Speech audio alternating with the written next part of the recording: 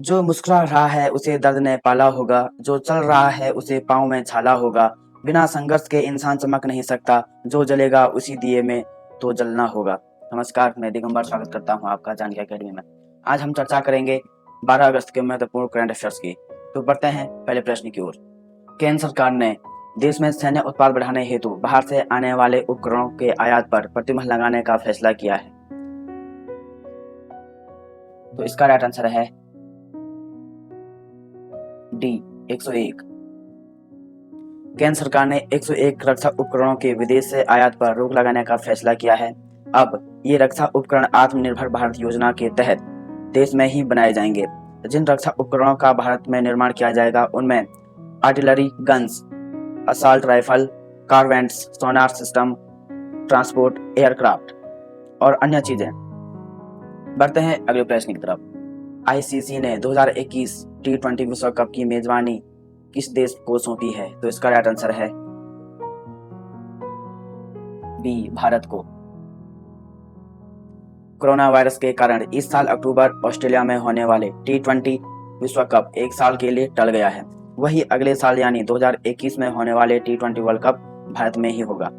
New Zealand में अगले साल होने वाले आईसीसी महिला क्रिकेट विश्व कप 2021 को कोरोना वायरस महामारी के कारण फरवरी-मार्च 2022 तक के लिए स्थगित कर दिया गया है। साथ ही पुरुष T20 विश्व कप को लेकर भी अहम फैसला लिया गया है। साल 2021 में होने वाले T20 विश्व कप अब भारत में होगा, जबकि 2022 के टूर्नामेंट की मेजबानी ऑस्ट्रेलिया करेगी। बढ़ते हैं अगले प्रश्न की तरफ। प्रधानमंत्री नरेंद्र मोदी ने 8 अगस्त 2020 को राष्ट्रीय स्वच्छता केंद्र का उद्घाटन किस शहर में किया है? तो इसका राइट आंसर है सी, दिल्ली में। प्रधानमंत्री नरेंद्र मोदी ने राष्ट्रीय व राजधानी दिल्ली में स्वच्छ भारत अभियान के तहत बनाए गए राष्ट्रीय स्वच्छता केंद्र का उद्घाटन किया। राष्ट्रीय स्वच्छता केंद्र के उद्घाटन के मौके पर प्रधानमंत्री मोदी ने बच्चों से संवाद किया और उन्हें स्वच्छता की लड़ाई में अपनी सेना बताया। महात्मा गांधी को समर्पित राष्ट्रीय स्वच्छता केंद्र की प्रधानमंत्री ने सबसे पहले घोषणा 10 अप्रैल 2017 को गांधी जी के चंपारण सत्याग्रह के 100 वर्ष पूरे होने के मौके पर की थी। बढ़ते हैं अगले प्रश्न की तरफ। राष्ट्रपति रामनाथ कोविंद ने नए नियंत्रक एवं महालेखा परीक्षक सीएजी के रूप में किसे शपथ दिलाई? तो इसका राइट आंसर है गिरीश चंद्र मुर्मू। जम्मू कश्मीर के पूर्व राज्यपाल गिरीश चंद्र मुर्मू को राष्ट्रपति भवन में नियंत्रक एवं महालेखा परीक्षक सीएजी पद की शपथ दिलाई गई। शपथ लेने के साथ भी उन्होंने अपना कार्यभार भी संभाल लिया। इसी नियुक्ति से एक दिन पहले राष्ट्रपति रामनाथ कोविंद ने जम्मू कश्मीर के पहले उपराज्यपाल के रूप में तैनात सीजी मुर्मू का इस्तीफा स्वीकार किया था। गिरीश चंद्र मुर्मू 1985 बैच के गुजरात कैडर के आईएसएस रहे हैं। गिरीश चंद्र मुर्मू का सीएजी के तौर पर कार्यकाल 20 नवंबर 2024 तक होगा। बढ़ते हैं अगले प्रश्न की तरफ।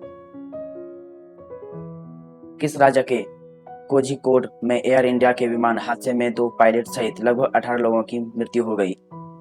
तो इसका राइट आंसर है बी, केरल। दुबई से आ रहा एयर इंडिया विमान केरल के कोझिकोड में एयरपोर्ट पर हादसे का शिकार हो गया। भारी बारिश के चलते रनवे पर यानी पानी भरा था और लैंडिंग के समय विमान फिसलकर लगभग 50 फीट गहरी खाई में जा गिरा। हादसे में 2 पायलट समेत 18 लोगों की मौत हो गई और विमान में चालक दल के सदस्य समेत 190 लोग सवार थे। केरल के मुख्यमंत्री पिनराई विजयन ने विमान हादसे में मारे गए प्रत्येक यात्री के परिजनों को 10 लाख रुपए का मुआवजा देने की घोषणा की है। बढ़ते हैं अगले प्रश्न की तरफ। संघ लोक सेवा आयोग का नया अध्यक्ष किसे चुना गया? तो इसका राइट आंसर है ए, प्रोफेसर प्रदीप कुमार जोशी को। संघ लोक सेवा आयोग के नए अध्यक्ष प्रदीप कुमार जोशी का कार्यकाल 4 अप्रैल 2022 तक रहेगा। जोशी 12 मई 2015 तक संघ लोक सेवा आयोग यूपीएससी के सदस्य बने थे। उन्होंने यूपीएससी के निवर्तमान अध्यक्ष अरविंद सक्सेना के पद और गोपनीयता की शपथ दिलाई। संघ लोक सेवा आयोग देश के नौकरशाहों और राजनयिकों का चयन करने के लिए सिविल सेवा परीक्षा आयोजित करता है। जोशी छत्तीसगढ़ और मध्य प्रदेश लोक सेवा आयोग दोनों के अध्यक्ष के रूप में चुने गए। बढ़ते हैं अगले प्रश्न की तरफ। हाल ही में किस राज्य सरकार ने अगले सत्र में खुद का शिक्षा बोर्ड बनाने की घोषणा की है?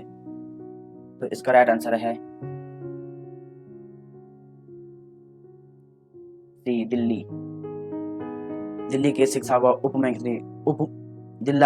दिल्ली के शिक्षा व उप मुख्यमंत्री मनीष सिसोदिया ने कहा है कि अगले सत्र में दिल्ली का अपना शिक्षा बोर्ड काम करेगा। दिल्ली सरकार ने पिछले महीने राज्य शिक्षा बोर्ड के गठन और पाठ्यक्रम सुधारों के लिए योजना एवं रूपरेखा तैयार करने के लिए 2 समितियों का गठन किया था।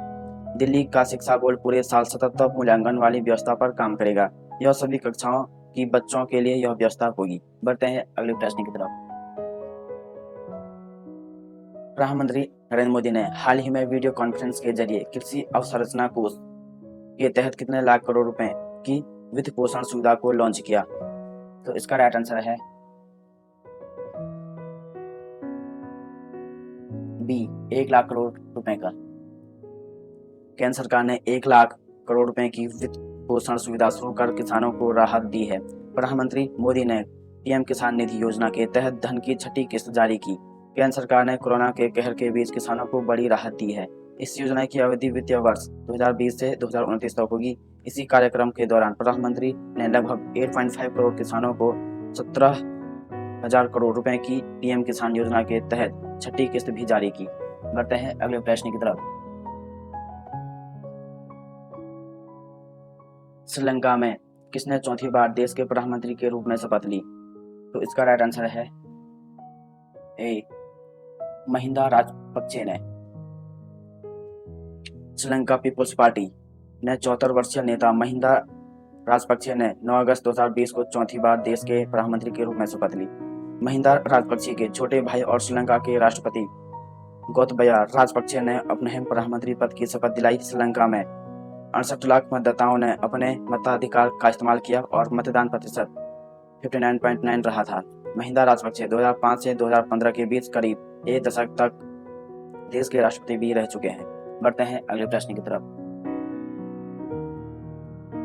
नशीली दवाइयों के दुरुपयोग और अवैध तस्करी के खिलाफ अंतर्राष्ट्रीय दिवस किस दिन मनाया जाता है? तो इसका राइट आंसर है